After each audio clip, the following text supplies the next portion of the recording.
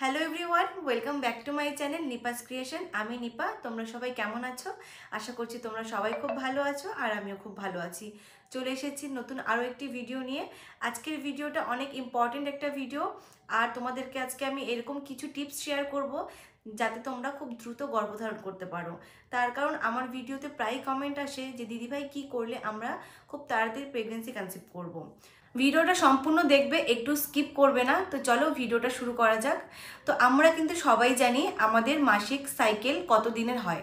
যারা জানে না তাদের মাসিক সাইকেলটা কত দিনের হয় তারা একটু ক্যালকুলেট করে নেবে, ক্যালেন্ডারে নোট করে, বা এখন কিন্তু মোবাইলে প্রচুর অ্যাপস বেরিয়ে গেছে, সেখানে কিন্তু তোমরা তোমাদের পিরিয়ড সাইকেলটা কিন্তু ট্র্যাক করতে পারো।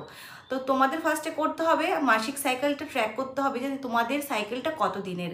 কারো 28 দিনের, কারো 25 দিনের, কারো 30 দিনের, বিভিন্ন ধরনের আছে। সবার বডি যেহেতু ডিফারেন্ট, তো মাসিক সাইকেলটাও কিন্তু সবার কিন্তু ডিফারেন্ট। আর তোমাদের যাদের নিয়মিত মাসিক হয় তাদের কিন্তু ওভালেশন বুঝতেও কিন্তু খুব একটা অসুবিধা হবে না। আর যাদের একটু অনিয়মিত মাসিক হয়, ধরো যাদের পিসিওডি পিসিওএস এর সমস্যা রয়েছে, তাদের কিন্তু মাসিকটা অল্প অনিয়মিত হয়, তাদের কিন্তু ওভালেশনটা বুঝতে অসুবিধা হয়।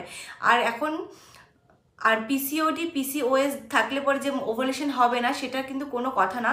ওভালেশন কিন্তু সবার বডিতে হবে এবং সেটা কিন্তু সবার আলাদা আলাদা সময় হবে। আমি সাপোজ ধরলাম যাদের মাসিক 28 দিনের সাইকেল, তাদের ধরে নিতে পারি 14 নম্বর দিনে তাদের ওভালেশনটা হয়েছে। 14 নম্বর দিনে যদি তোমাদের বডিতে ওভালেশনটা হয় এবং তখন যদি তোমরা রিলেশন রাখো হাজবেন্ডের সাথে, তাহলে কিন্তু প্রেগনেন্সি আসার চান্সটা অনেকটাই বেশি হয়।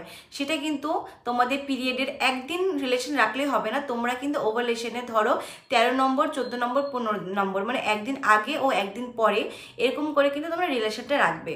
তো এইটা গেলে হচ্ছে 1 নম্বর জিনিস, যেটা করে তোমরা প্রেগনেন্সি খুব তাড়াতাড়ি কনসিভ করতে পারো।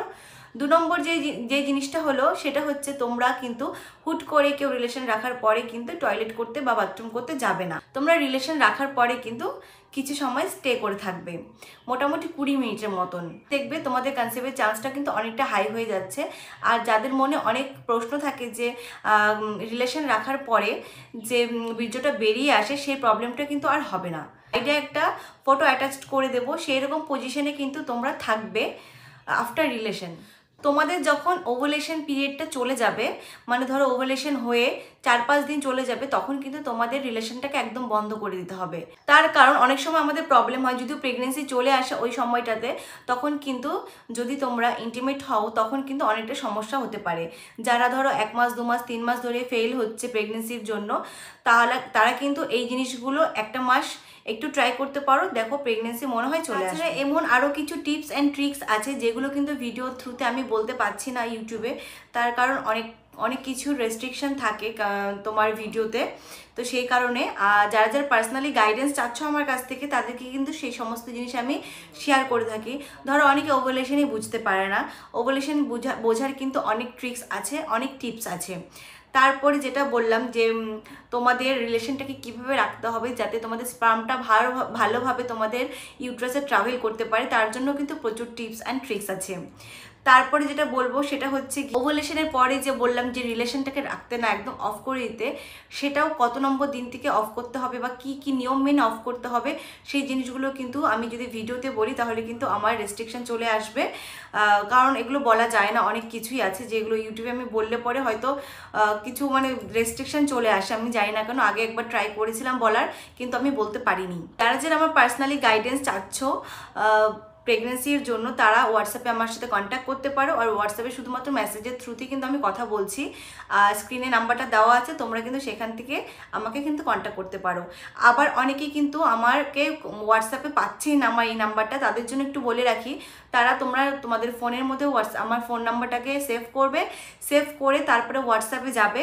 হোয়াটসঅ্যাপে গিয়ে কিন্তু একবার রিফ্রেশ করে নেবে, রিফ্রেশ করলে পরে আমার নাম্বারটা কিন্তু চলে আসবে। অনেকেই বলছে যে দিদি তোমার নাম্বার আসছে না বলে, সে কিন্তু আমাকে নর্মালি ডাইরেক্ট এই নাম্বারে মেসেজ করছো, টেক্সট করছো।